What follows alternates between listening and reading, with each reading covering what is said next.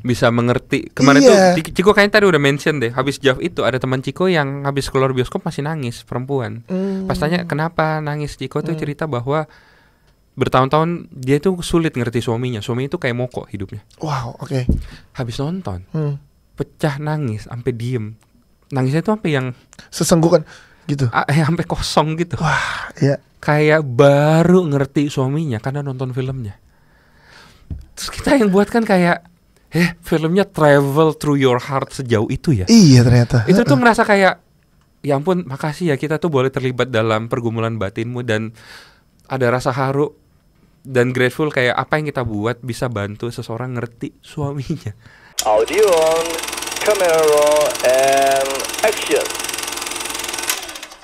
Kali ini Dias Danar bersinema bersama dengan Yandi Lawrence. Hai, apa kabar Mas Yandi?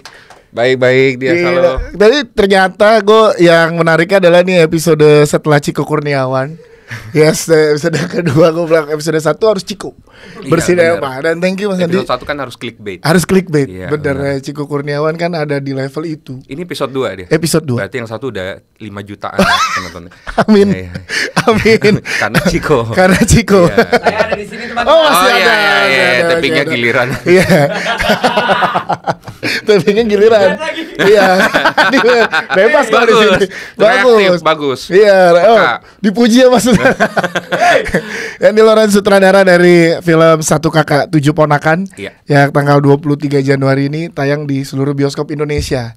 Ini kesempatan besar untuk kita, gue terutama sebagai host di sini ngobrol dengan Mas Yandi. Karena akhirnya dapat kesempatan untuk MC filmnya. Pertama kali ketemu tuh di MC film tuh di film sore kemarin preskon. Betul. Karena sebelumnya di JCDF itu Imaginary kan sama Ucit.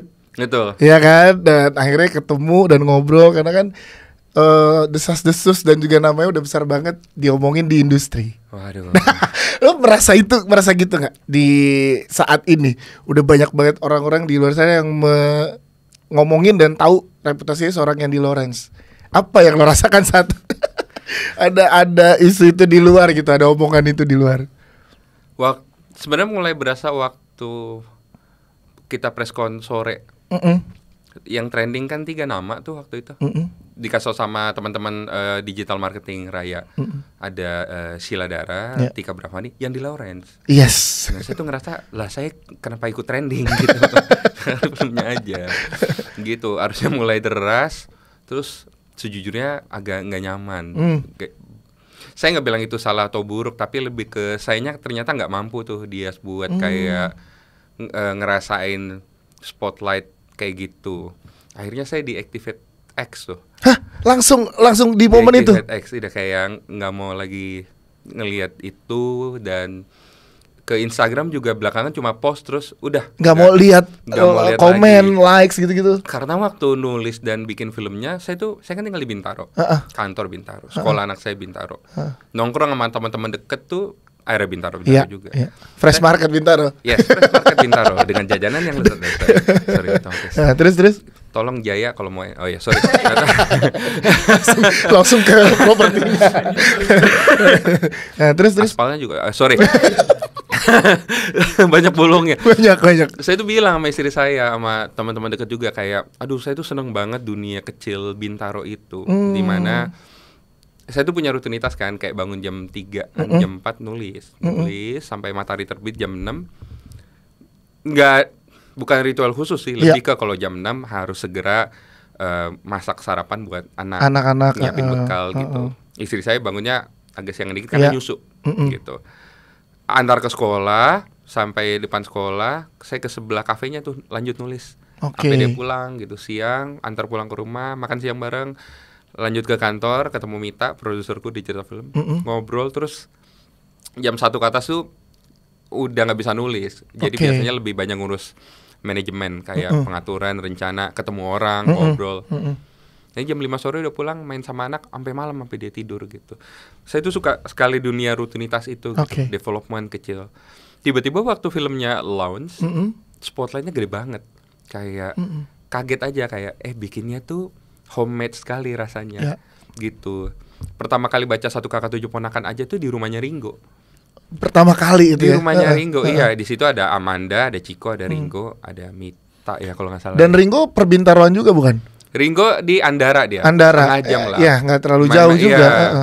Kita reading di kamarnya ngemper celana pendekan gitu, kayak dengan formasi yang aneh banget. Kedinginan, kena AC, beli gorengan kayak bikin filmnya tuh industri rumahan. Yes. Tapi begitu ini cerita titiknya memang pas di sore karena sore juga bikinnya segembel itu. Yeah. Terus begitu hari di mana kita mau preskon, dikirimin foto venue-nya sama teman-teman Publicis di grup. Guys, venue udah siap. Pas kita lihat venue-nya di Art Hotel. Iya. Sheila juga komentarnya sama. Guys, film kita serius ya. Woi. Karena Senayan tuh kita ya preskon ya. Sama, kemarin satu kakak juga gitu. Waktu kita mulai preskon, mulai di JAF, saya tuh ngerasa bikin film tuh gede banget ya. Gitu. Karena pas bikinnya sama Chico, sama Amanda, sama anak-anak, itu tuh kayak ya udah kita kumpul aja, ngobrol aja gitu. Begitu jadi gede banget. Enggak mungkin kata paling tepatnya belum nemu cara menghandle-nya spotlight. Jadi yang paling bisa dilakukan tuh ya menghindar dulu aja. Ya menghindar dulu nih menarik nih karena nggak semua orang bisa menghadapinya. Oke, banyak yang nggak bisa menghadapinya. Tapi kan kenapa pilihannya menghindar? Loh, justru menghindar dia menurutku karena karena saya belum bisa decide kayak secara personal gitu ketika spotlightnya datang, bersikap yang benar tuh gimana ya gitu. Paling better ya step back dulu. Nanti kalau ketemu caranya, entah nanti mungkin balik lagi atau kayaknya enakan begini deh, ya udah. Tapi yang dirasa sekarang lebih ke bingung terus ya udah deh gitu. Tapi bukannya bilang itu salah atau apa. Kemarin ke JAF juga ketemu banyak orang kan, dan banyak teman-teman di JAF tuh yang suka aja sedef. Yes. Jadi pada ngajakin ngobrol, ngajakin foto. Ya udah nggak apa-apa gitu. Saya sih belajar dari Ringo Nirina kalau soal itu, kayak ngelihat bahwa orang tuh kalau nyamperin minta foto itu aja tuh effort buat mereka gitu. Nah saya tuh belajar dari Ringo Nirina menghargai effortnya gitu, bahwa mereka udah melompati garis kesungkanan untuk minta foto gitu ya. Gitu, dan ya berusaha ngobrol aja gitu. Udah nemu bentuknya gitu. Tapi kalau di sosmed masih belum nemu aja sih. Wah, ini menarik lah karena viral memang foto postingan pada saat itu ya, yang di belakangnya ada tulisan sore yang kita mulai itu juga viral kan. Iya, rame lagi padahal itu postingan di Instagram yang udah lama juga kan. Bener. Dan akhirnya tapi kan itu adalah satu konsekuensi saat karya kita diterima oleh banyak orang kan Mas Andi. It's a good sign sebenarnya teman-teman marketing. Jadinya maksudnya ini bukan viral yang nggak oke gitu. Ini viral dan juga naiknya populernya itu hal yang positif gitu. Itu juga sama ya, untuk memprosesnya masih belum bisa tahu gimana bener atau enggaknya gitu ya. Iya, dia karena waktu bikin film tuh tahap nulis tuh kan yang paling menghancurkan ya. Menghancurkan tuh karena waktu kita punya ide tuh rasanya kayak aku tahu mau bikin apa. Waktu nulis tuh aku bodoh sekali. Gitu. Kayak selalu nemu titik ini beneran, dan sebenarnya tidak ada niat meromantisasi proses penulisan, tapi selalu ketemu sama wall yang gede banget, kayaknya saya belum paham Moko deh. Kayaknya saya belum paham Maureen. Kayaknya saya belum paham posisinya Woko, Nina, Ais, Ano, bahkan Eka gitu, atau Osa. Gimana pahamnya? Aduh bingung, mentok. Dan begini, intinya waktu kita menulis sampai syuting sampai jadi, itu adalah proses di mana kita berusaha menceritakan sesuatu. Di saat yang sama proses itu menghancurkan diri kita jadi partikel sampai nggak terlihat lagi. Kayak ini bukan tentang saya. Atau paling mikro misalkan as a director waktu bikin shot. Saya selalu naruh shot based on lihat reading gitu. Saya makanya selalu datang ke reading sebisa mungkin. Karena pemain tuh mulai coba baca, mulai coba bikin blockingnya. Perasaan-perasaannya, logikanya itu ditembakkan oleh pemain gitu. Maksudnya mereka main keluar, saya percaya director tuh nangkap dan cari cara terbaik buat deliver. Dan jangan sampai keinginanku buat bikin shot yang rumit atau bagus atau segala macam gitu supaya terlihat direkturnya well crafted segala macam, tapi malah nggak terdeliver. Iya, mereduksi apa yang mereka udah deliver. Jadi harusnya saya mengenhance atau mencari cara paling efektif menangkapnya. Nah itu kan tema dari kegiatan ini kan adalah dari nulis, kerja, directing, edit adalah ini kan tentang sesuatu rasanya dititipkan di dalam batin kita. Coba kita ekspresikan, tapi waktu ekspresikannya coba buat sampai dirimu tuh ini bukan tentang saya lagi. Ini tuh udah tentang ceritanya. Udah tentang dunia. Nah, waktu masuk marketing, tiba-tiba lo kok kembali tentang saya. Nah ini tuh yang jadinya kayak iya, itu tuh yang bikin loh, saya setahun kemarin berusaha untuk nggak gue, bukan tentang saya gitu. Tapi tidak mau ngerti juga satu sisi bahwa orang mungkin lahir dari puas nonton filmnya dan responnya lihat written and directed by mengapresiasi sutradara penulisnya. Nggak nyalahin sama sekali, ngerti banget. Cuman sayanya mengalami itu dia kebingungan itu. Karena prosesnya berusaha ini bukan tentang saya, dan begitu filmnya jadi, ya ini gitu. Jadi paradoks ya. Sampai saat ini masih gitu Mas Andi? Sampai detik ini nih? Masih overwhelmed sekali. Wow, ini menarik ya kalau misalkan kita kerucutin ke setiap film dan itu kan kalau kita tarik mundur sedikit waktu pas pertama kali kenal karya Mas Andi tuh gue di kantor radio dulu nungguin, gue bilang juga pas preskon, jadi film sore series sore kapan itu, ini siapa sih yang nulis, siapa sih yang ngedirect, itu kan udah jadi tahu sorotannya gitu. Dan dari situ kan juga udah mulai langsung ya itu tadi ya, karena di crafting dari rumahan banget ya. Iya. Dan di Satu Kakak pun berprosesnya seperti itu. Betul. Tapi ini satu hal yang besar loh. Ini Satu Kakak 7 Ponakan, nih teman-teman di JAV tanggapannya luar biasa kemarin. Terus di press conference setelah kita rilis trailer juga luar biasa juga Mas Andi. Ini berarti akan ada wave berikutnya setelah filmnya tayang ke director and writers, yaitu lu gitu gimana? Ya kan itu menarik kan, karena kayak ada antisipasi kah atau emang coba lihat tar gimana? Terantisipasi terhadap wave berikutnya. Iya, wave berikutnya untuk lu lagi spotlightnya mau nggak mau. Akhirnya pemaknaan yang bisa dipegang sekarang sambil step back dari spotlight adalah nggak tahu sih, coba melihat sebagai bentuk kepercayaan. Gitu, bahwa teman-teman yang nonton film yang saya buat tuh punya trust sehingga mencari gitu. Nah kalau wave-nya muncul, apresiasi muncul, dicoba dipegang sebertanggung jawab yang saya bisa sebagai bentuk makasih udah percaya gitu. Saya selalu bilang ini sih, orang kalau ke bioskop tuh effortnya gede banget. Iya. Parkiran, nontonnya mungkin 2 jam something, tapi makannya, perjalanannya hampir setengah hari gitu.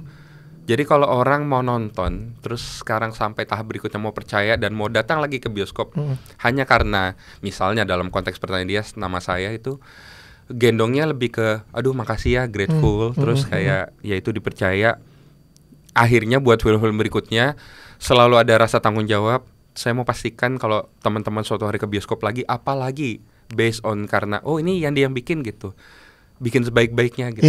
Mau pengalaman duduk terkurung dalam ruangan gelap ber-AC itu 1,5 jam lebih, worth it. Semoga bisa gitu. Wow, karena kita nggak bisa pungkiri ya, kalau gue mewakili teman-teman penonton, ada penonton yang ini filmnya Andi udah bagus tuh pasti ada kan penonton yang tergerak karena itu gitu. Terima kasih. Gitu, jadi kayak ini ya kita akan tahu gimana wave-nya nanti ya, mudah-mudahan. Semoga ya. Semoga. Dan yang tadi dibilang, karena effort ke bioskop tuh memang sangat sulit, walaupun orang banyak bilang penonton di tahun 2024 kemarin gitu kan menjadi rekor apa segala macam, tapi tetap effort untuk ke bioskop nontonnya mungkin bisa dibilang antara 20.000 sampai 50.000. Tapi tadi jajannya, parkirnya, waktu yang bisa diluangkan. Dan biasanya yang paling nggak bisa di-convert ke uang tuh waktu. Waktu kan gitu. Jadi, saya penonton dan saya ngalamin. Kadang-kadang mau nonton tuh pulang kantor, ada waktu bisa nonton, nanya istri, saya mau nonton film ini nih. Nah, iya. Itu tuh ada dalam steks pilihan hari itu. Ini kesempatan pulang cepat, main sama anak atau nonton. Kayak wow, berat banget ya berarti ya. Iya nih, gitu. Dan orang berani untuk akhirnya memilih menonton dan lihat karyanya Mas Andi, berarti itu satu hal yang besar banget. Jadi makanya dianggap untuk satu kepercayaan dari penonton. Iya, itu mahal banget. Di produksi keberapa udah mulai berpikir kayak gitu Mas? Kayak orang nonton karya gua nih, berarti ini satu kepercayaan nih. Sebenarnya sejujurnya dari 2012 waktu lulus dari sekolah film, bikin film. Oke. Terus filmnya waktu itu keterima di festival kecil ada di Perancis, namanya Silhouette Film Festival. Judul filmnya One An, ada di YouTube. Yang menang ini juga FFI juga ya, film pendek. Diputarnya di outdoor, penontonnya 1,000. Wow. Di taman kotanya Paris tuh yang kalau kita masuk ke tamannya, kita sound tuh hilang, sound mobil, saking jauhnya. Jadi seru banget tempatnya. Wow. Gede, yang nonton 1,000. Terus saya tuh kayak ngapain teman-teman bule ini 1,000 orang ngemper di sini nonton film saya gitu. Mereka kan punya kegiatan lain. Itu pemikiran itu muncul di situ. Begitu escalate ke film pertama di Cemara 1, lebih gede lagi rasanya kayak pertama ngapain teman-teman mau ke bioskop, yang kedua bayar loh. Bayar dan sebayarnya 1,7 juta penonton ya kalau nggak salah keluarga Cemara 1. Iya, dan kan promo tuh. Saya ingat banget keluar bioskop lewat pintu belakang kita cinema visit sama Ringo waktu itu. Ada bapak sama istrinya sama 2 anak perempuan. Kebetulan komposisinya kayak Cemara. Iya.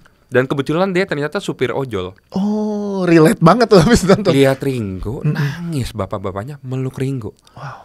Makasih ya Pak, saya juga sering marahin anak saya kayak gitu. Wow. Okay. Dan dia nungguin sampai semua orang habis, sampai kita keluar, terus cuma mau meluk Ringo, meluk saya. Terus bilang makasih udah bikin filmnya.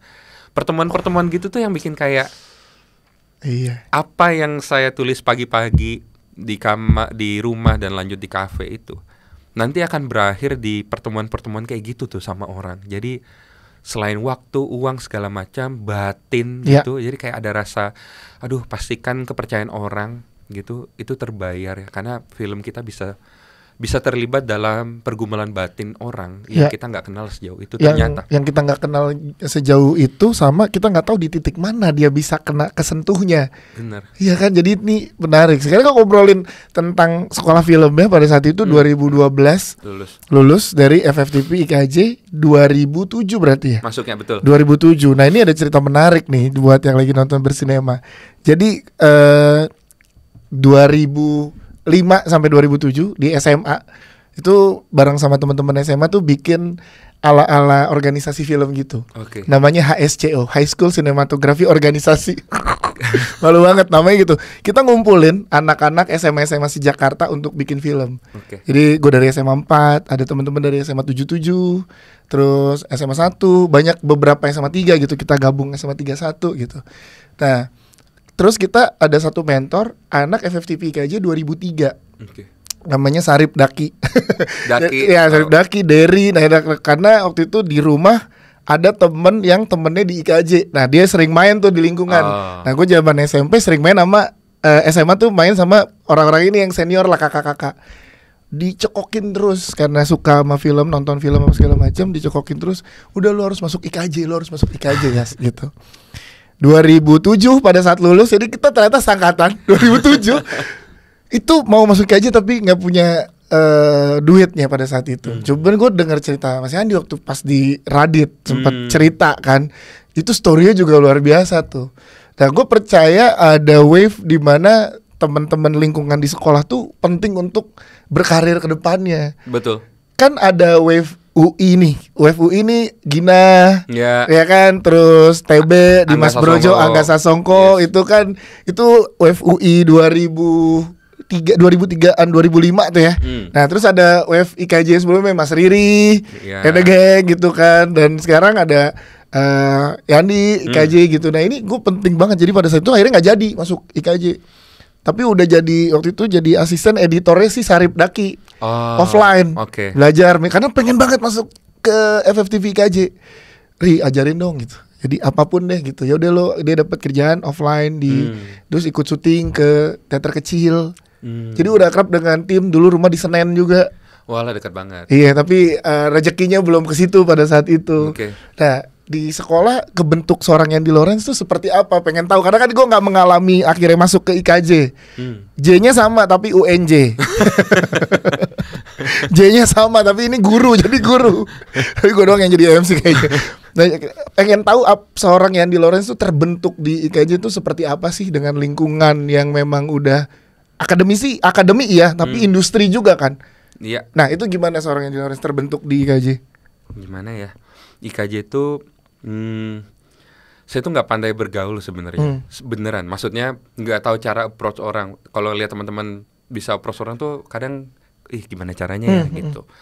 Jadi dulu tuh kuliah pulang gitu. Dan mungkin karena dari kota Makassar, jadi Di SMA selama di Makassar tuh saya tumbuh di lingkungan yang cukup diskriminasi rasnya tinggi. Oke. Gitu. Jadi kayak kalau pulang sekolah pencet bel, berharap cepat dibuka. Kadang kalau kelamaan dikit tuh anak lain lewat tuh lihat saya Chinese digebukin.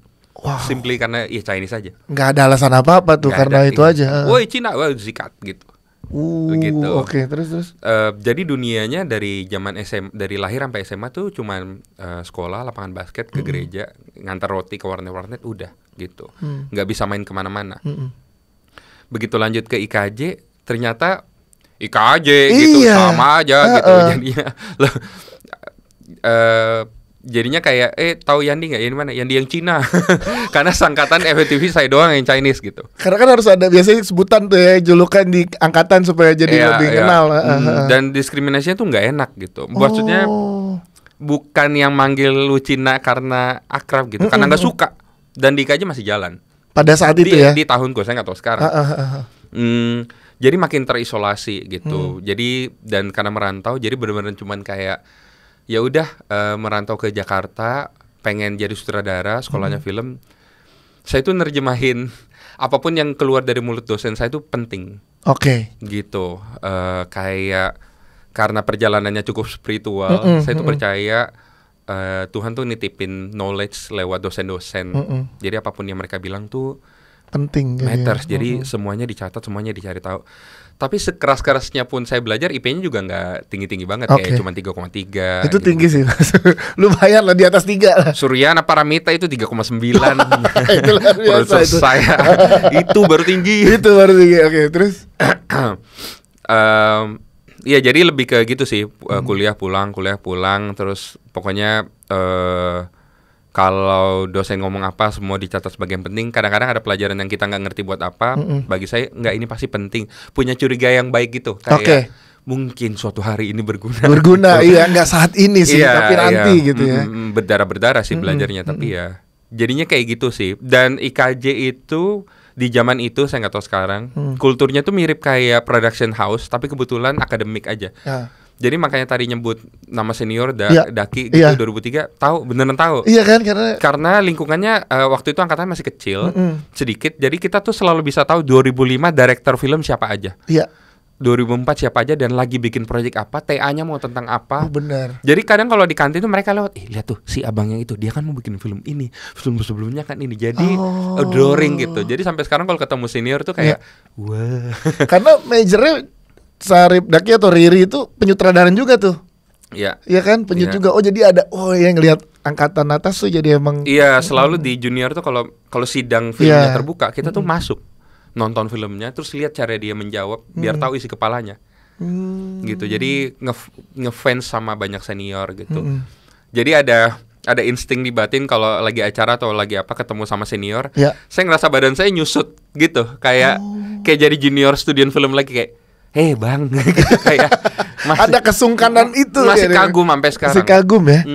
Dan di industri kan akhirnya kan banyak juga ketemu senior-senior dan lain-lain. Nah, ketemu sama Mita berarti di kampus juga atau gimana? Iya, sama Mita angkatan. Ketemunya gara-gara sama-sama jadi asdos. Setelah lulus kita langsung jadi asdos. Mita jadi dosen, Mita lanjut S2 langsung.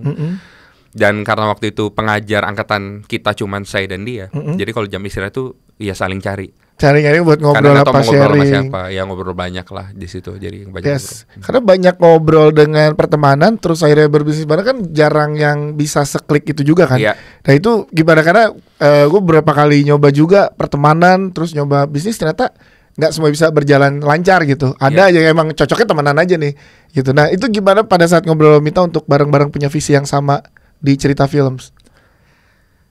Setelah mempelajari dari pengalaman dan banyak belajar dari mentor bisnis. Jadi di gereja itu ada jemaat lain yang jauh lebih senior, terus suka bikin kelas mentoring entrepreneur gitu lah gitu. Jadi banyak dengar, banyak nanya. Dia ngajarin kayak alasan bekerja sama yang paling rendah itu katanya karena uang. Gitu. Ketika kita bikin perusahaan, kalau bisa dia menjawab kekurangan yang kita nggak punya, gitu. Terus bla bla dan seterusnya. Jadi waktu mau cari partner tuh rasanya kayak nikah lagi, tapi dalam bisnis gitu. Jadi ngobrol karena udah kenal Mita lama, jadi nggak sulit buat ngeceklis semua hal itu. Kayak visi kecintaannya sama film kurang lebih sama. Cara angle melihat filmnya ya gitu. Terus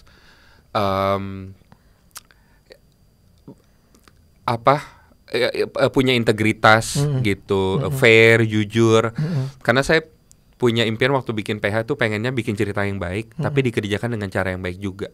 Maksudnya kita punya visi berusaha untuk nggak segera aduh saya nggak tahu bahasa lainnya, nggak buru-buru mau kaya. Ya proses yang jadinya sangat penting ya. Proses dulu karena percaya caranya bener dulu. Berusaha kru tuh jangan underpaid, jangan telat bayarnya, jangan kerjanya overtime sebisa mungkin gitu. Dan proses kerja tuh berusaha memanusiakan orang. Dan proses kreatif tuh diutamakan nomor 1.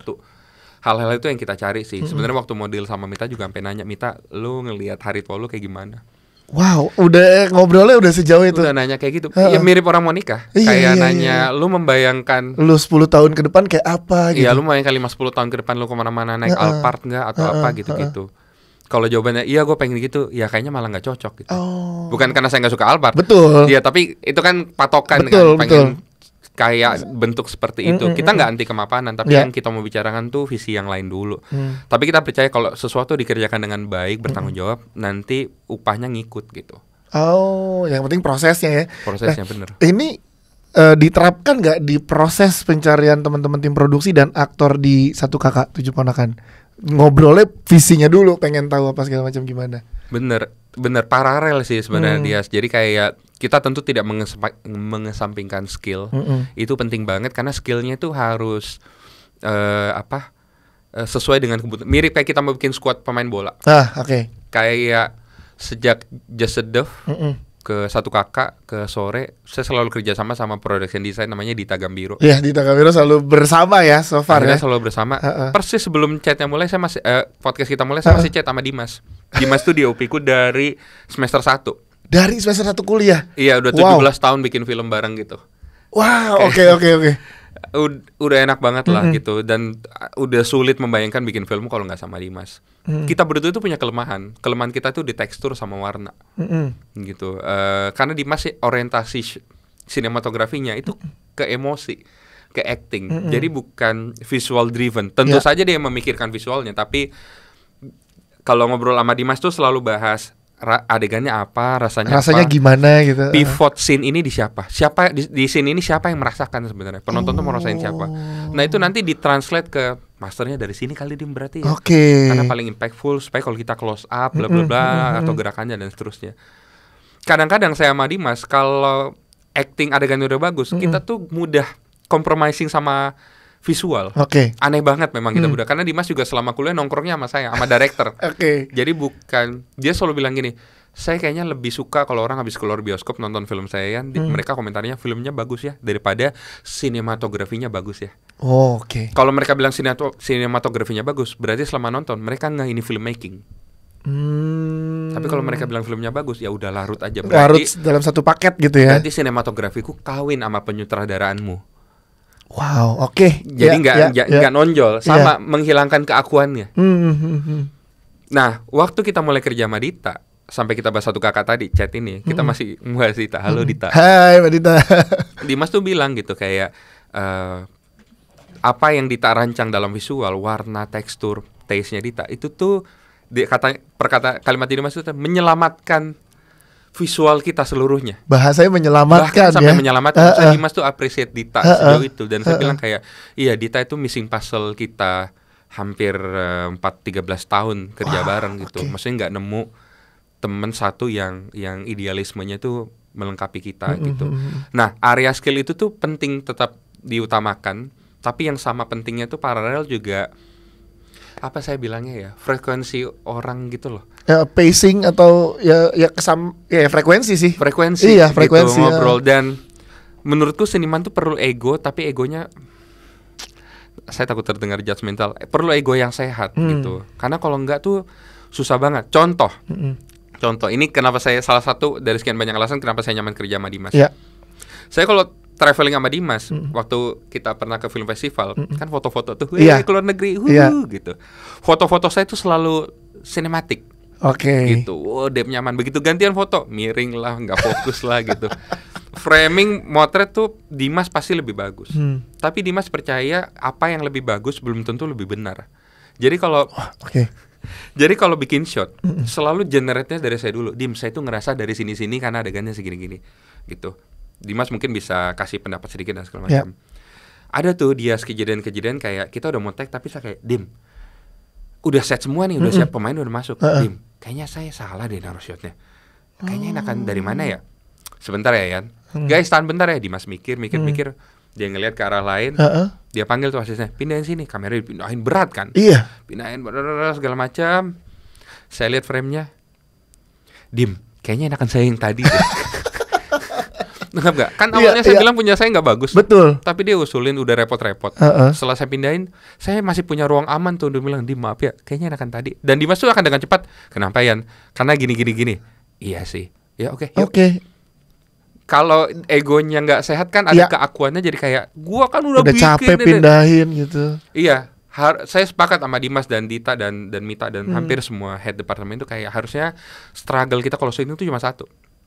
Gimana kita bikin film yang tepat, bagaimana bikin film yang bagus, gimana ngertiin adegannya dengan akurat gitu. Tapi ego kita satu sama lain tuh kita trustnya aman banget aja udah. Sehat banget. Itu tuh yang sulit tuh. Yang sulit ya benar. Itu sampai ke pemain. Jadi brief saya siap ketemu pemain yang baru pertama kali kerja sama saya. Saya selalu bilang kayak gini. Setelah perkenalan tentunya saya akan bilang yang saya paling pengen sebenarnya dari kerja sama kita adalah please jangan acting untuk impress saya as a director. Ciko di episode sebelumnya bilang gitu tuh. Gue dibilang gitu, jangan impress gue sebagai sutradara kata dia. Jangan coba membuktikan apa-apa ke saya. Enggak, jangan di situ. Saya sampai bilang, saya selalu bilang gini, bagi saya pemain tuh kayak anak. Waktu kita casting dan saya bilang yes, kamu juga bilang yes, itu hari dimana kamu lahir. Kamu belum eksekusi satu take pun, saya udah bangga kita jalan bareng. Saya udah bangga kamu lahir. Gitu. Saya bilang itu juga ke anak saya gitu, kayak papa bangga kamu nggak ngapa-ngapain aja, papa tuh bangga. Kamu tidur, papa lihat wajahmu, nafasmu, dadamu naik turun, apa saja kita tuh mesmerizing kan? Yes, betul. Iya, anak tidur gitu. Nah, aktor tuh menurutku begitu. Karena menurutku orang tuh mencapai kemampuan terbaiknya bukan karena dituntut, tapi karena diterima dulu. Sepakat lagi. Iya lagi, bener. Terus. Karena kalau pemain tuh berusaha impress direkturnya acting supaya, ya tentu pujian tetap saya lakukan gitu, karena memang bagus gitu. Tapi kalau di hati teman-teman aktor tuh, dan ini adalah bukan hal yang saya salahin, ini tuh kelumrahan yang dimengerti, common terjadi gitu. Karena kan kita lanjut take apa enggak tergantung director bilang good apa enggak. Jadi sistemnya itu enggak sengaja bikin banyak aktor tuh akan jadi mau impress directornya gitu. Karena saya bilang sama teman-teman, ini tuh bukan tentang saya gitu. Ini tuh tentang kita sama-sama ngertiin. Tentu saja saya punya visi terhadap scene pencapaiannya gitu. Tapi please ngomong kamu ngerasain apa. Saya tuh pernah bikin film Dias dan begitu udah nonton, udah bikin web series. Nonton jadi saya tuh ngerasa kurang peka mengerti karakternya dan udah nggak bisa dirubah kan udah jadi. Karena udah jadi. Sensasinya itu dia, rasa bersalahnya itu tuh kayak saya ngomong ke kamu, ke semua orang bahwa saya bangga banget anak saya udah kuliah kedokteran bla bla bla gitu. Dia nyaman, saya arahkan dari kecil sampai terus turn out saya dengar dari temannya dia bilang, "Om, tahu nggak? Anak Om tuh sebenarnya mau jadi musisi." Bukan mau dokter. Aduh. Wah, itu kan hancur banget ya. Iya. Waktu saya nonton saya nggak bisa cerita web series yang mana. Saya nonton ada adegan-adegan di mana saya ngerasa, aduh ini tuh nggak humanis. Saya tuh gagal ngertiin manusia karakter ini nih. Seandainya saya punya waktu lebih banyak, seandainya saya punya kepekaan yang lebih tajam, kayaknya keputusan adegannya nggak kesini. Karena logikanya dengan karakter ini dibangun harusnya dia kesini. Ya, tapi kan di momen itu jadi nggak bisa sandai karena kan proses ya kan Mas.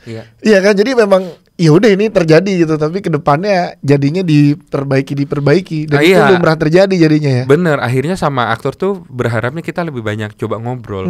Karena waktu nulis kan, saya kalau nulis tuh dia selalu peragain adegannya. Dialognya dia lafalkan. Karena kadang kalau dibaca pakai suara kepala, dialog tuh terdengar bagus kayak kita baca novel. Coba diomongin, kok nggak enak? Nggak enak betul. Kok eksposisional ya? Dialognya itu berusaha menjelaskan plotnya, atau rasanya nggak lumrah, atau terlalu berusaha dramatik sampai nggak humanis.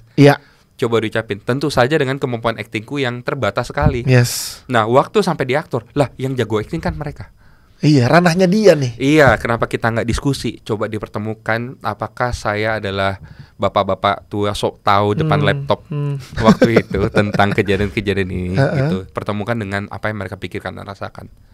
Tapi sebelum ada di titik itu, aktor harus tahu dulu apa yang pengen dirasakan. Iya. Dengan visi dari director dong pastinya. Betul, dan dengan model kerja kayak gini, egonya harus sehat semua. Iya, jadi menyamakan. Jadi balik lagi ke yang part awal, ego sehat dulu. Baru diskusi ini bisa terjadi dan tanpa harus mengaku-akui gitu kan. Bener, Chico tuh siapa yang pernah nanya ya?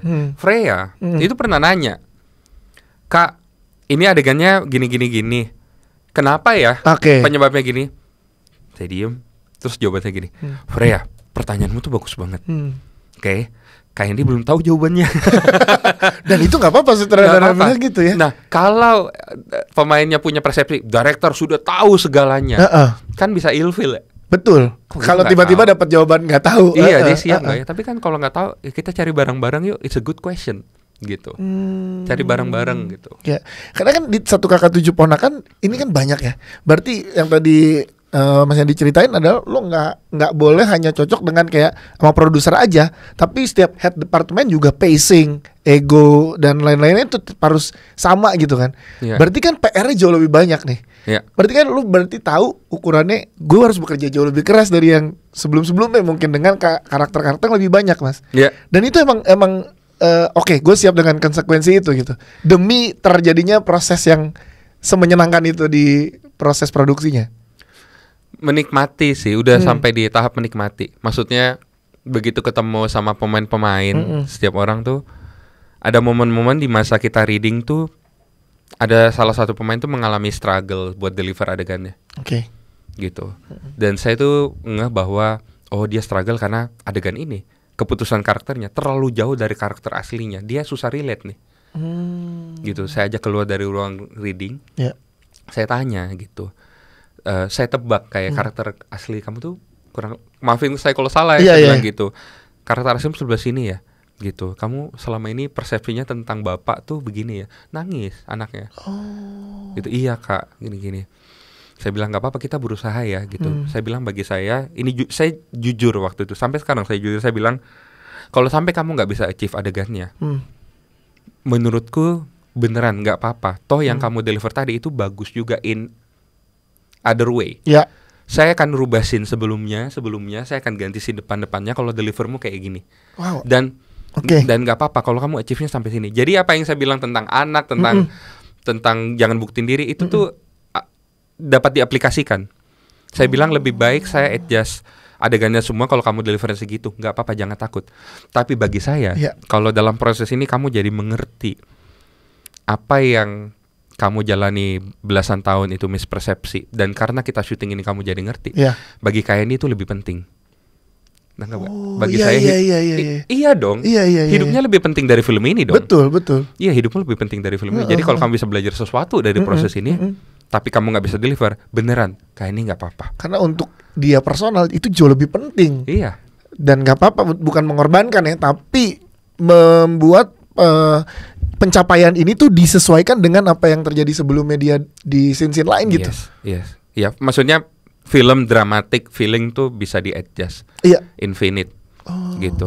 Tapi hidupmu kan cuma sekali. Wah, iya. Gitu. Jadi lebih penting hidupmu. So, kenapa saya bilang itu? Bukan bentuk manipulatif, tapi ketika saya tidak sengaja reveal kehidupan pribadinya, ya saya jujur mengungkapkan bahwa saya berharap kamu lebih resolve personal life-mu daripada apa yang ada di scene dulu. Betul. Gitu, karena ini jauh lebih penting. Ya udah, balik, coba jalan scene-nya. Wah. Gitu. Jadi mestinya di sininya kelar dulu nih ya, di dirinya masing-masing dulu juga ya. Iya.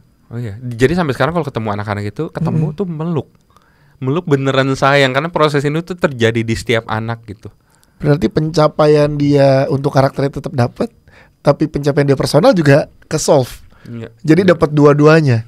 Dan ini terjadi proses pendekatan ini dari mana, Mas Andi? Maksudnya lu di build emang begitu dari senior atau berproses? Karena kan ini nggak semua loh mendapatkan treatment seperti ini gitu. Karena treatment ini kan beda sebagai, apalagi di project yang 1kakak 7 ponakan ini gitu. Ini prosesnya dari mana sih awalnya lo bisa tahu setouch itu? Makanya jadi gue udah nonton filmnya kemarin sebelum kita interview ini, diminta nonton. Oh iya, dan gue happy banget saat dikasih kesempatan untuk lihat dulu. Jadi gue juga punya perspektif dan tahu gimana kan. Dan satu kata yang keluar setelah menonton sebelum kata-kata lainnya adalah ini manusia. Gitu. Nah kan berarti lu kayak mendapatkan pencapaian kayak oh iya nih manusia itu ya gitu.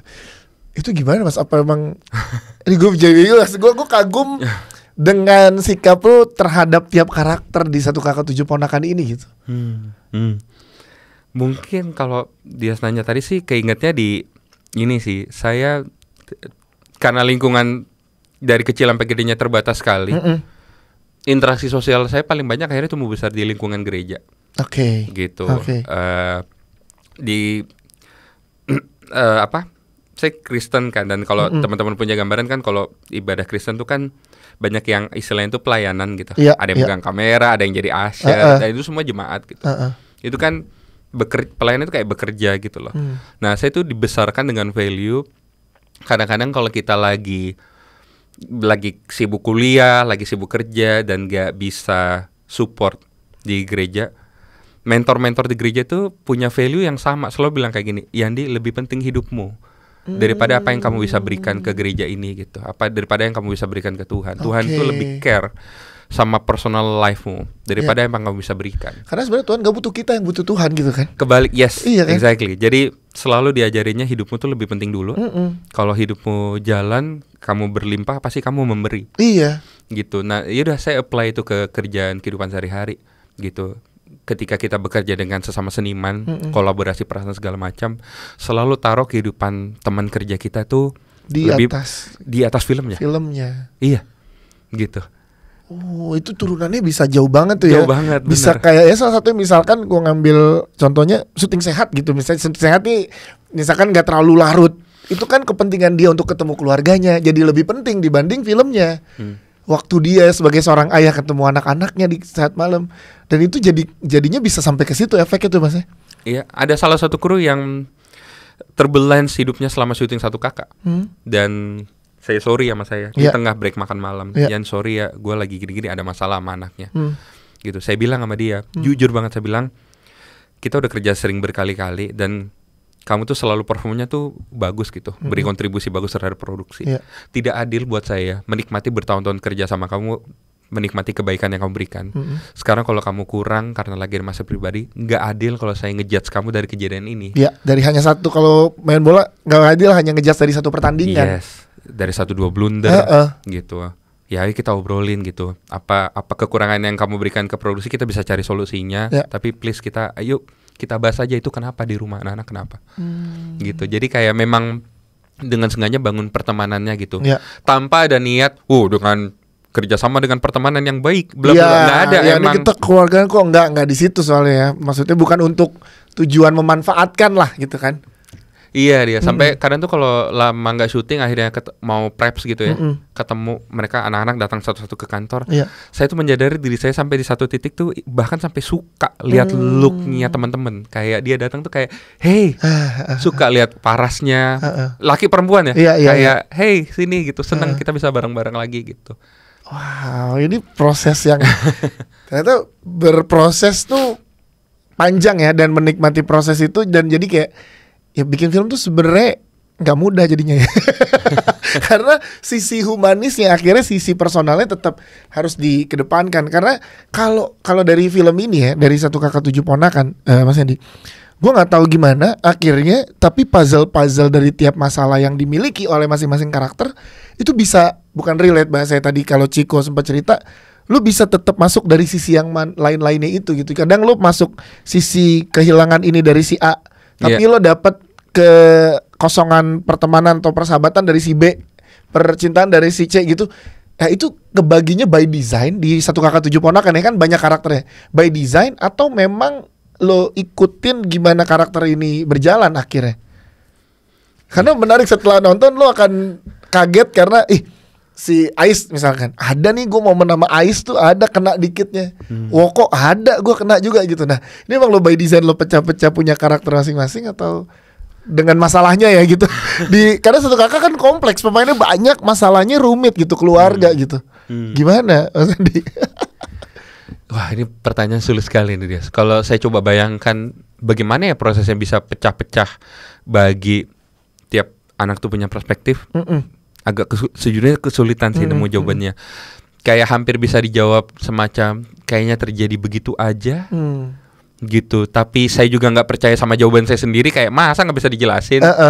Mungkin karena saya ngajar kali ya, kayak semua harus bisa dijelasin. Tapi sampai sekarang belum nemu gitu. Mungkin faktor yang paling kebaca paling sekarang adalah masih bentuk kecurigaan. Kecurigaan tertinggiku adalah kayaknya saya cuma meneruskan apa yang mendiang Mas Wendo tulis gitu. Yes, karena IP ini dari Mas Arswendo Atmawiloto ya. Kayaknya subconscious dan karena saya belum bisa jelaskan, curiganya pasti terjadi karena prosesnya subcon. Nonton 60 episode, nyerap karakter, terus ketika dibawa ke masa modern dengan struggle yang sama. Teman-teman nanti kalau nonton sinetronnya entah di mana, Ima tuh sebenarnya seumuran Nina, nggak jauh. Sengaja saya tarik jadi bayi iya di sini. Karena pengalaman saya pribadi, fatherhood tuh lahir dari taking care dulu. Anak saya waktu istrinya waktu hamil, itu pengumumannya 31 Desember.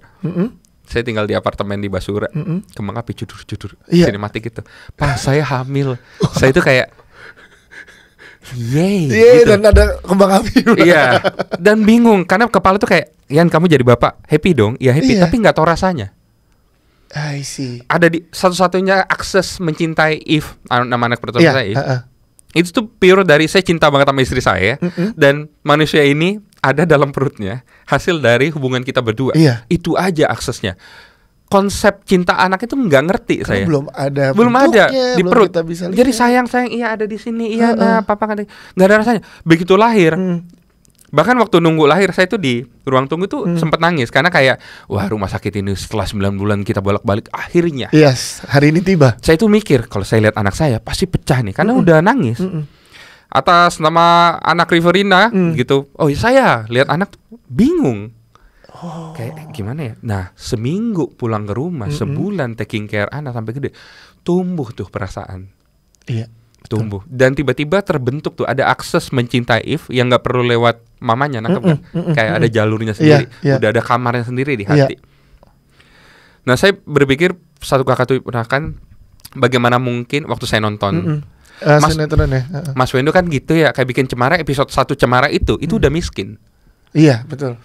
Terus jadi tukang beca kan langsung ya. Ketika mau bikin filmnya kan kayak Mas, piye ada orang karakter sebaik Abah tuh gimana? Gimana ada karakter anak perempuan sulung pertama sebaik Eis? Bikinnya sendiri. Bikin jadi film harus bikin original. Nah sama satu kakak itu episode 1-nya keluarga ini tuh udah settle down. Udah dengan kondisi satu kakak 7 ponakannya ya. Sandi Nayawan tuh dulu ya. Udah dan episode 1 ya kecuali Ais, episode 1 kedatangan Ais kayak gitu. Tapi sisanya keluarga ini tuh di jalan. Bagaimana mungkin ada seorang paman usia 28 29 gitu punya hati segede itu. Gitu. Saya ya karena kebingungan cuma punya pengalaman sendiri. Proses fatherhood di hati itu saya tembakin ke Moko Chiko hari ini. Solusinya apa? Ya Ima jadiin bayi. Karena itu momen dan rasa itu tuh yang pengen disampaikan. Benar, di saat yang sama kayaknya ini nggak spoiler karena ada di trailer. Karena bayilah maka kuliahnya Moko nggak bisa lanjut kan. Kalau di sinetronnya juga Hendar Moko itu juga adalah seorang yang berbakat tapi kayak dalam karir tuh kayak telat dia. Di umurnya dan kemampuannya harusnya dia udah tinggi banget tapi dia kayak start over. Apa yang terjadi ya? Nah kalau di zaman sekarang saya pikir ya satu-satunya hal yang mungkin mencegah dia nggak bisa berangkat taking care bayi, nggak bisa ditinggalin. Ya udah pas deh, ya udah plot membuat Ima jadi bayi itu berguna buat planting di fatherhood heart di hatinya Moko, tapi juga buat eksternal jaga dia nggak kuliah. Udah jalanin. Lanjut ke pertanyaan tadi ya, kemudian semuanya jadi efek domino gitu. Apa yang terjadi kalau Imanya jadi bayi? Apa yang terjadi kalau semua karakternya Mas Wendo hidup di zaman sekarang? Kombinasi ini ditambah dengan kerjasama dengan aktor-aktor hebat muda ini nih yang menerjemahkannya kembali gitu. Ada satu plot bahkan kalau teman-teman lihat di trailer tuh scene cuci mobil yang pink banget. itu tuh komentarnya Amanda. Pertama kali reading di rumah Ringo itu. Semua orang bersuara, kasih komentar. Amanda tuh dari awal tuh, jadi kalau kita baca kadang-kadang stop terus. Ada tanggapan apa per sequence. Amanda tuh diem. Belum tahu mas, malu-malu belum tahu. Kita udah pulang, udah ngangkat tas, mukanya tuh kayak nyimpen sesuatu. Kayak pengen ada yang diomongin nih. Ciko gitu. Teman lamanya, apa ngomong nggak lo? Gitu. Terus ngomong lah dia, ngomong sesuatu, baru kayak kita semua diem. Kayak sepanjang kita nulis dan baca, ternyata saya tuh nggak benar-benar mengerti Maureen. Sampai dia baca. Boleh di-spill apa yang dia omongin pada saat itu? Itu scene cuci mobil. Itu komentarnya Amanda tentang ini yang Maureen rasain. Dan pas lihat adegan tuh, asli gue ikut beri karena gue udah nonton. Gila, kita tuh nggak ngerti Maureen sama sekali sampai Amanda baca.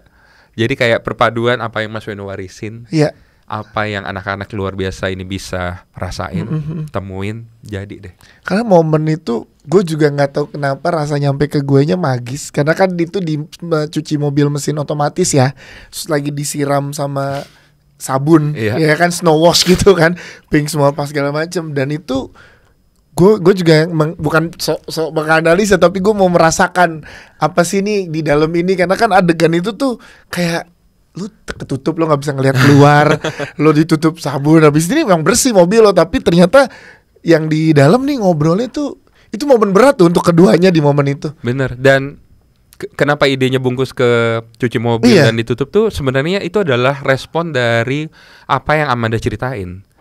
Karena rasanya waktu dicerita itu tuh darkest thought-nya Maureen. Jadi kayak ada upaya-upaya kayak oke, kalau mau bikin Maureen menceritakan pikiran-pikiran tergelapnya, gimana kalau kita bikin scene-nya juga gelap ya. Wow, turunnya ke situ. Iya, jadi benar-benar ngerespon aja dari apa yang pemain berikan gitu. Itu dipikirin sampai sejauh itu. Berarti gini, ini kan gue yakin setiap orang berproses, yang tadi Mas Andi juga bilang ada momen di mana ada web series yang lo sadar kayak gue kurang peka dengan yang ini gitu kan. Nah, di momen ini di 1 Kakak 7 Ponakan berarti proses penyempurnaan dari sebelum-sebelumnya bisa dibilang gitu? Setuju. Dari per adegannya apa plot dan lain-lainnya. That's why nyamannya dengan teman-teman lo ajak Ringo ada lagi di situ. Dan nyebelin banget Mas Eka itu kan berproses ya. Waktu itu kita ketemu saat ngobrol beberapa kali ngelihat interview sama Ringo kan, ngobrolnya panjang sama Nirina tuh untuk Just Dev. Pun kemarin tadi ngobrol sama Ciko pun diperlakukan sama gitu Mas. Nah ini memang lu akan melakukan ini ya, begini ya pendekatan seorang Yandi Lorenz terhadap aktor dan tim. Pendekatannya tuh castingnya bukan casting di ini, tapi ngobrol yang lebih penting gitu kehidupannya gitu. Iya, percaya base kita kan milih kerja di film tuh hampir semua, saya ngerasa hampir semua lini milih kerja di film tuh karena suka gitu. Ya, termasuk MC film juga karena suka film. Jadi base-nya tuh perasaan dulu kayak suka di dunia ini. Nah, kayak kenapa kita nggak terusin motivasi itu ya? Waktu kita kerja tuh kesukaannya tuh diterusin ke relation aja gitu. Kita jadi teman, kita ngerti satu sama lain. Terus kebetulan kita bikin film. Jadi kadang-kadang waktu kerja saya ngerasa kayak bikin film TA sebenarnya. Seru itu rasanya masih. Iya, senongkrong-nongkrong itu aja. Itu. Iya. Wow. Makanya kembali ke pertanyaan awal, begitu press con, begitu ketemu media rasanya kayak ini lo serius ya? Bener nih gitu. Iya. Gede nih gitu ya. Bener. Karena kalau udah balik lagi misalkan saat di industri kan ini hubungannya juga bukan hanya sekedar karya lagi yang dimiliki sendiri gitu, tapi karya yang dimiliki oleh semua yang berkolaborasi di situ kan. Jadi itu juga harus tetap ego ego sehatnya juga harus tetap dikedepankan gitu ya. Setuju.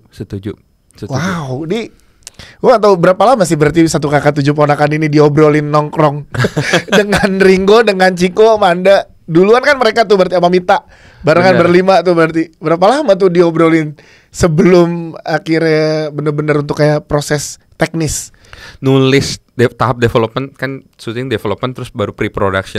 Development tuh pure nulis 6 bulan kayaknya. 6 bulan ya? 6 bulan. Terus habis itu ya pre-production 4 bulan. Wow, itu dari 10 bulan setahun sendiri tuh. 10 bulan syutingnya ya cuman 18 hari sama break-break 25 lah. Udah ngedit tuh masih ngobrol lagi gitu. Wow.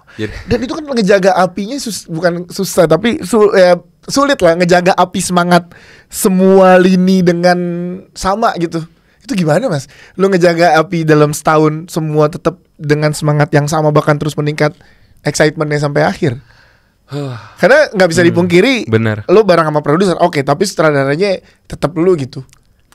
Waktu saya sembari nulis, saya merampungkan director statementnya, saya tuh kirim tuh ke salah satu temanku yang hidupnya itu menanggung keluarganya. Saya kirim statementnya via WhatsApp, dia baca nangis. Gitu. Saya menemukan statementnya tuh gini. Kalau kita cari isu tentang orang yang jadi tulang punggung keluarga atau bahasanya sandwich gitu. Solusinya tuh di podcast, di Google tuh selalu sebentar saya. Ya, enggak apa-apa. Enggak apa-apa, nanti bisa di-cut-cut. Iya, bisa di-cut angkat dulu aja. Maaf. Oh, ya itu pertanyaan yang bagus banget. Sampai ke statement karena ada tadi teman yang nangis karena saya ngasih lihat statementnya. Saya juga berkaca-kaca waktu nulisnya. Karena waktu mulai cari tahu tentang isu ini, jawaban-jawaban yang ada di media itu bukan nyalahin, tapi ini juga solusi memang. Selalu dua yang paling utama. Satu, financial management. Yang kedua, perbesar muscle income. Suatu hari nongkrong sama Ringo bahas hal ini. Karena kita tuh sama-sama sandwich juga kan. Iya, sama saya juga. Kita kayaknya di momen yang itu ya. Bahas-bahas terus tiba-tiba teman kita datang. Terus kita lihat dia datang tuh naik mobil. Yang mobilnya menurut kita mobil mahal gitu. Terus kita dia juga ngalamin tahu. Iya sih. Jadi kita ngerasa secara financial teman kita yang satu ini tuh lebih jauh daripada kita berdua. Kayaknya sebesar apapun income-nya, kayaknya masalahnya nggak benar-benar hilang ya. Nggak kejawab. Apa ya? Cari tahu, ternyata ada isu hubungan.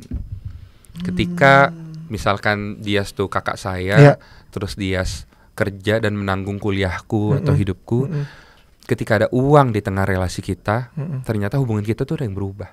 Jadi transaksional. Yes, banyak yang kejebak kayak gitu. Sayanya ngerasa sesuatu, Diasnya ngerasa sesuatu, hubungan tuh berubah. Padahal uang yang Dias cari itu based on hubungan kita kan. Iya. Tapi malah mengubah hubungannya.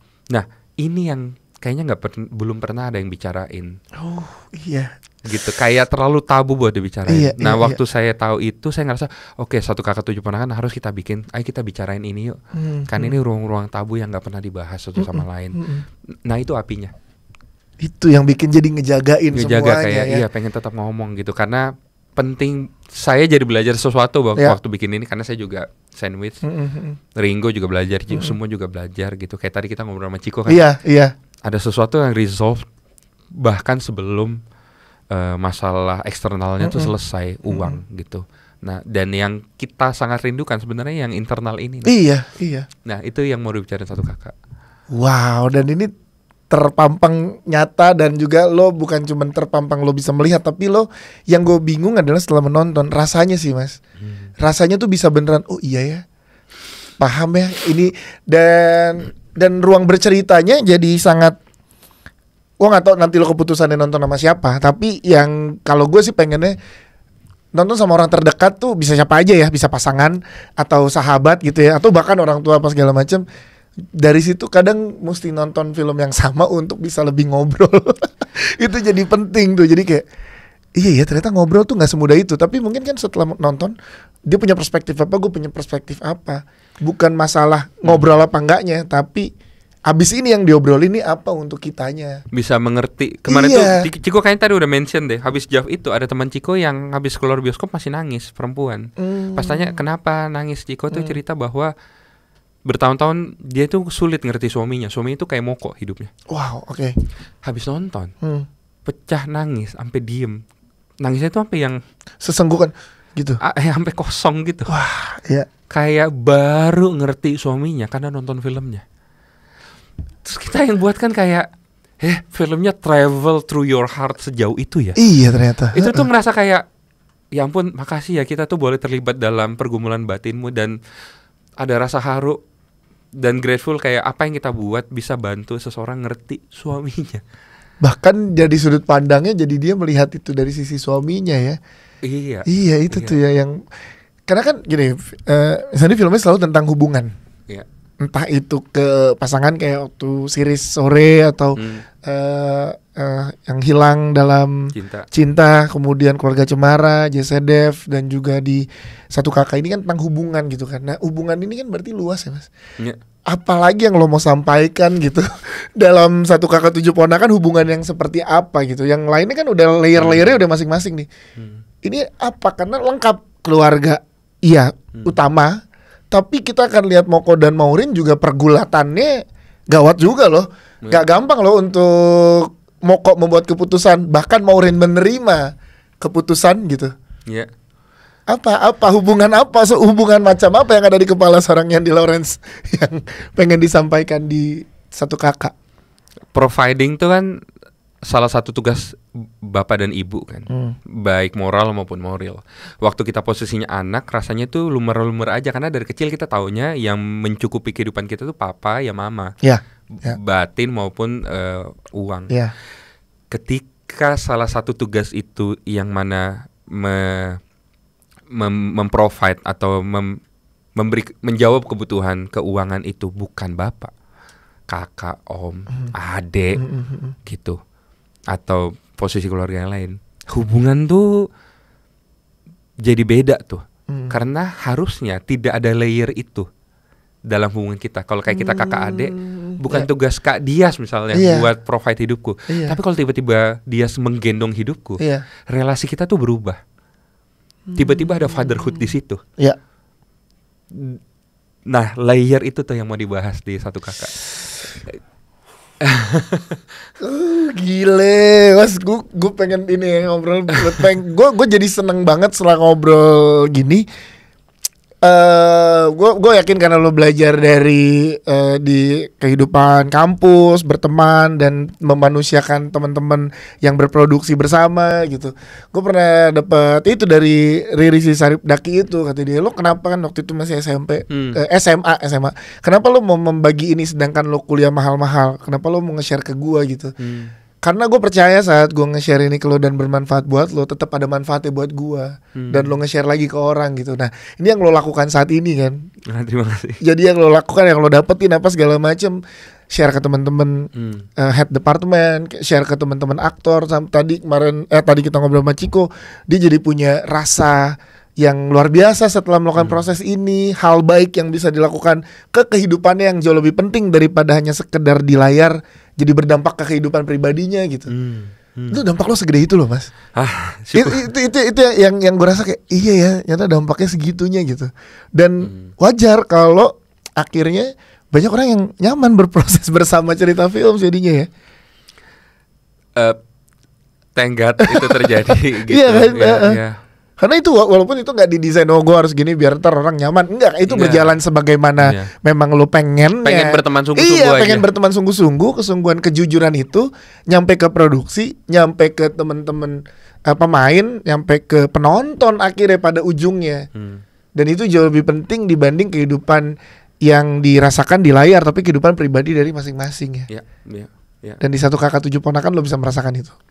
Yes, dan prosesnya mungkin penyeimbangnya juga dalam prosesnya dia tidak selalu happy. Ada kita miskom, ada kita berkonflik, ada salah paham. Dan itu wajar terjadi ya. Bener, dan kita dengan sadar memilih mereka menjadi keluarga kita kan. Esensinya kan bukan hanya riding enjoying the process sama-sama, tapi juga bagaimana kita merespon konflik itu bagian dari hubungan juga. Sampai kita bisa bilang rasanya kayak ya kita kerja berkonflik salah paham, tapi kalau berantemnya sama kamu aku mau. Ada kata-kata itu di gitu. Gue karena udah nonton ya jadi merinding ya. Iya, nggak apa-apa. Jadi kayak kalau kita harus beranteman, tapi kalau berantemnya sama Dias misalkan, ya hayo kan memang esensi temenannya di itu. Kita cari solusinya bareng-bareng gitu. Nah gue yakin setiap masalah tuh adalah proses pendewasaan kita sih. Kayak berarti gini, bikin film sama berumah tangga mirip-mirip ya. Tidak pernah selesai belajar ya. Iya, bener. Kayak rumah tangga doang loh yang nggak selesai belajar. Film juga gitu ternyata. Karena kan setelah produksi ini Sore gitu, kan bermain dengan aktor yang berbeda lagi. Ya kan, mungkin tim produksi sebagian besar masih sama, tapi kan tetap ada teman-teman kru lainnya yang beda lagi juga gitu. pun nanti produksi-produksi berikutnya akan ada perbedaan aktornya lagi apa segala macam gitu. Berarti kan pelajaran yang nggak pernah selesai nih Mas. Yes. Dan saya percaya semua pekerjaan sebenarnya begitu. Iya ya. Dan itu alasan kenapa Tuhan mau kita bekerja sih, menurutku ya. Wow. Bukan untuk gain money, karena hanya dengan bekerja itu punya sistem yang sangat spesifik, apapun profesinya, yang menantang karakter kita supaya grow gitu. Iya. Kayak, esensinya di situ. Nah, uang tuh upah supaya kita hidup, upah karena kita bekerja dengan baik. Tapi maaf ya jadi filosofikal. Nggak apa-apa dong. Yang dibawa mati kan bukan pencapaian berapa banyak filmnya, tapi karakternya. Wow. Menurutku yang dibawa mati satu-satunya itu karakter. Gitu. Nah, kalau kerja itu mengembangkan karakter kita, indah sekali sih. Gitu. Semoga gue punya kesempatan berproses bersama Mas Andi ya, apapun nanti bentuknya ya mudah-mudahan ya. Karena ada satu mimpi besar gue kan dari SMP, SMA. SMP memang pengen banget jadi penyiar radio dan udah gue lakukan itu kan. Dan Maret kemarin gue cabut dari radio. Satu mimpi gue juga adalah di industri film kan. Entah masuk kayak gimana, walaupun gak semulus teman-teman lainnya yang bisa. Ada beberapa teman-teman yang sekolah ke luar negeri, sekolah film. Dan gue walaupun udah ada di titik pengen banget, rezekinya waktu itu belum di situ. Tapi kan sekarang alhamdulillahnya ada kenal sama teman-teman di industri sebagai MC film gitu. Nggak ada waktu yang telat ya masih untuk masuk ke industri? Iya. Ada nggak ada. Iya. Bahkan di kalau dia merasa ini fase gitu, dia jadi MC film tuh kemarin, maksudnya saya pribadi tuh seneng gitu. Karena apa ya, ketika kalau kita preskon atau apa itu, saya selalu senang kalau yang di kedepan itu filmnya, bukan direkturnya, bukan ya pemain di kedepannya juga. Tapi kadang-kadang ada. Aduh, ini vulgar banget, nggak apa-apa nggak? Nggak apa-apa, terus kita lihat ya. Nanti, kadang-kadang tuh ada kesungkanan host gitu loh Dias, ketika bertemu dengan filmmaker. Gitu ada rasa kayak, tau gak sih yang, aduh bukan nyalain, mungkin niatnya ice breaking, tapi ice breaking itu dipakai terus-terus soalnya. Kayak di momen tertentu, ya jangan lupa calling saya ya Mas, terus ya gitu. Terus kadang-kadang kita bisa berasa kok pivot acara itu jalan tuh, lah ini mulai berat ke hostnya nih. Gitu, bukan ke produknya lagi, bukan ke pemainnya. Menurutku tuh garda terdepannya harus film sama pemainnya, karena mereka depan layar. Betul. Nah, Dias tuh 2 kali kita dua kali nih bareng, saya selalu ngerasa Dias tuh berhasil taruh film dan pemainnya di depannya gitu. Jadi kalau Dias pun melihat ini di fase ini pun menurutku Dias tuh udah ngasih yang terbaik banget gitu. Makasih loh. Gue yang thank you Mas, kesempatannya nih luar biasa. karena waktu itu kan habis press conference aku langsung nyamperin kan. Mas, gue pengen bikin suatu buat podcast apa segala macam gini. Terus Mas Andi bilang, bagus tuh bro, bikin lah, ayo gitu. Gitu kan. Jadi kayak ada cutan. Terus gue mendapatkan ini tuh juga berproses Mas. Karena kan dulu berangkatnya dari penyiar radio, terus nge-host dari lapangan bola ke lapangan bola. Nah terus gue ketemu lah sama Kak Ari Tulang. Nah Ari Tulang tuh yang bilang, lu tuh MC tapi produknya bukan lu, spotlightnya tuh bukan di lu, tapi produk yang lu berikan film ya berarti pemainnya, sutradaranya dan filmnya, bukan elunya. Lu membantu sebagian kecil doang, peran lu tuh kecil doang untuk membantu mereka jauh lebih bersinar dari sebelumnya. Lu dalam berpakaian, misalkan pakaian ya, lo nggak boleh lebih heboh dari pemeran utama, siapa lo gitu. Kita memposisikan gitu. Jadi ini bukan show gue, bukan. Tapi ini adalah show kalian. Tapi keberhasilan show kalian ada peran gue sedikit aja, itu gue udah happy banget. Dan ini keluar dari Andi Lorenz sih, gue happy banget. Wah, thank you Mas Andi. Sama-sama. Ini pengen ngobrol lebih banyak, tapi kata Ochan udah. Terus ke yang lain, ternyata ngobrol gini jauh lebih menyenangkan setelah kita saling kenal apa segala macam. Ini tujuan gue sih Mas. Semoga teman-teman yang duduk nanti di sini setelah Ciko, Mas Andi dan teman-teman bisa ngerasain itu gitu. Kalau ini tuh beneran kayak cara kita kenal jauh lebih jauh lagi dibanding hanya sekedar di depan layar atau di panggung preskon dan juga gala premier. Setuju. Panjang umur bersinema. Amin. Dan 1 kakak 7 ponakan ya, mulai 23 Januari 2025 di seluruh bioskop Indonesia. Lo akan rasakan, kalau gue kemarin rasakan kejujuran dan manusianya 1 kakak 7 ponakan. Gue nggak mau berbicara kayak kalau kualitasnya, khusus sinematografinya enggak, tapi kejujuran yang gue rasakan dan memanusiakan manusia setiap karakter yang gue rasakan. Dan thank you udah bikin film hangat. Gue membahasakannya hangat sangat itu sampai gue ke core memory gue ada ngubungin lagi kayak adik-adik gue. Karena kan gue punya adik yang beda bokap dan nyokap, terpisah, dan gue nggak tinggal bareng mereka dari kecil gitu. Jadi ada kesempatan untuk mau mencoba memperbaiki hubungan itu. Itu jauh lebih bermakna buat gue setelah nonton film. Setuju. Thank you Mas Andi. Thank you dia. Thank you ya. Thank you teman-teman bersedia. Sampai ketemu di episode berikutnya.